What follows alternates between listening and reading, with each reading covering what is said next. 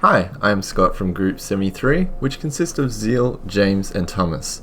We of Group 73 have been assigned the task to generate and implement an IT security plan to the prescribed company, thus being Patterson Sports Performance, a top sport performance company in Australia that returns a revenue reaching $1 billion per annum.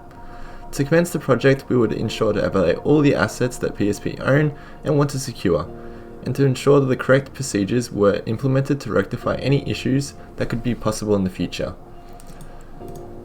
Many companies in the modern age have to put this into consideration, as the devastations can prove disastrous for many companies. Therefore, cybersecurity has become of a growing interest. Now, what we expect in our findings from our report. Through our evaluation, we were to ensure to outline the assets the PSP were to secure, the threat and vulnerability analysis of these assets, followed by estimating the risk if correct procedures were not followed, and what impact it will entail. And finally, how to treat these relevant risks and what benefits arise from doing this.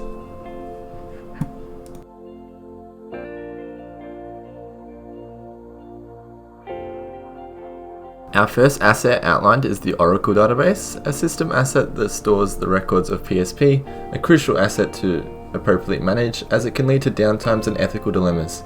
We valued this asset at $5.01 million and a priority of 45.5%. Moreover, our second asset is bank records, a financial asset. We have estimated this asset value to be of $185 million with a priority of 52%. This is due to the sensitivity of this data and the effects of a data breach. A third asset outlined is customer data and information asset.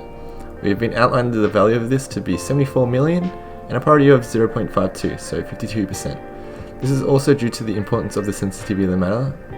And finally, our fourth asset, being business insights, a knowledgeable asset valued at $81.380 million and a priority of 47.7%.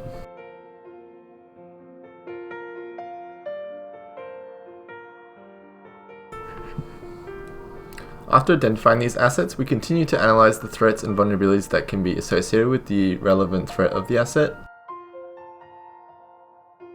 So for the Oracle database, there is a threat of technical software failures, which can put the database at the vulnerability of excessive privileges being exploited.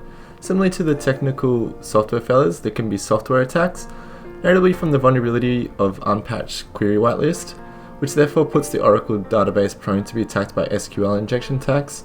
And finally, espionage/trespass, which can become vulnerable if the database has insecure system architecture that threat agents like operations staffs and competitors can take advantage of.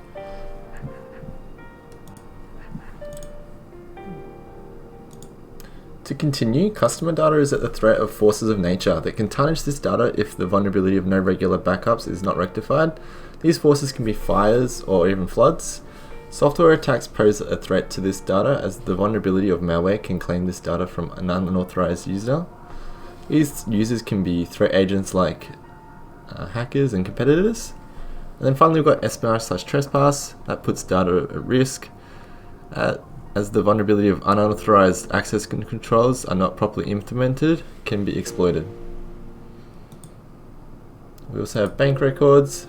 The risk from espionage/trespass, this can be exploited through the vulnerability of spear phishing, which takes advantage of social engineering.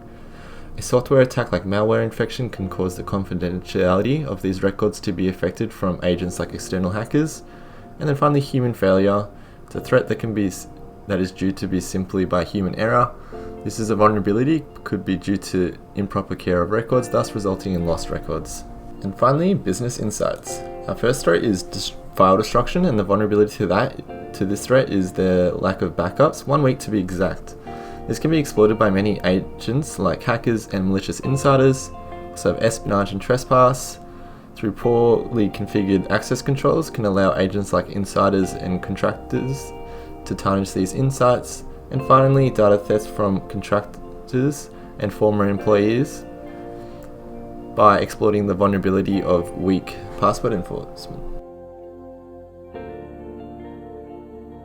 After identifying these threats and vulnerabilities regarding the exemplified three assets, we were tasked to estimate these risks. This can be seen here as we calculate the likelihood of this risk to occur the impact this threat would do for both the business and technicality, and finally computing the risk rating and priority. By doing this, it allows for the company to identify what they want to prioritize on the impact of the business. As you can see here, the customer data is ranked as a medium, but we've got higher assets that they should be prioritizing. To commence these estimations, we were to reflect upon what will occur if this risk was to occur and the impacts it will do to the business. By doing this, it allowed for us to notice the impacts of a threat and devastation that it can incur. Through calculating these estimations, we were to ensure to reflect upon these vulnerability factors and threat agents as listed before, and through doing this, it allowed for us to complete and compute the required figures. With keeping respect of PSP's appetite on what they want to reduce the likelihood of occurring, therefore with this information we made our calculations on what user did not want to occur and balanced that accordingly in our predictions. Moving forward is the main aspect of these estimations, and what needs to occur of present date. Therefore leads me to the recommendation of us Group 73, therefore being the treatment. Once these estimations are made, we can now treat these risks.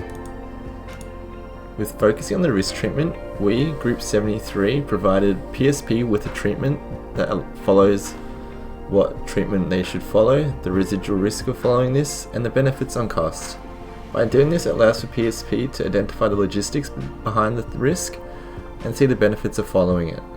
As exemplified here, you can see the Oracle database is a massive benefit in cost and would be an advisable action for PSP, as the deployment cost is very cheap as you deploy active privilege controls on users and therefore reduce the risk of the entirety of the database to be compromised. Now we've come to the end of the presentation. What now? Look into our report and understand the findings here and the choices that you, PSP, can make that will result in a big difference than what you think. I, Scott, and Group 73 appreciate your time.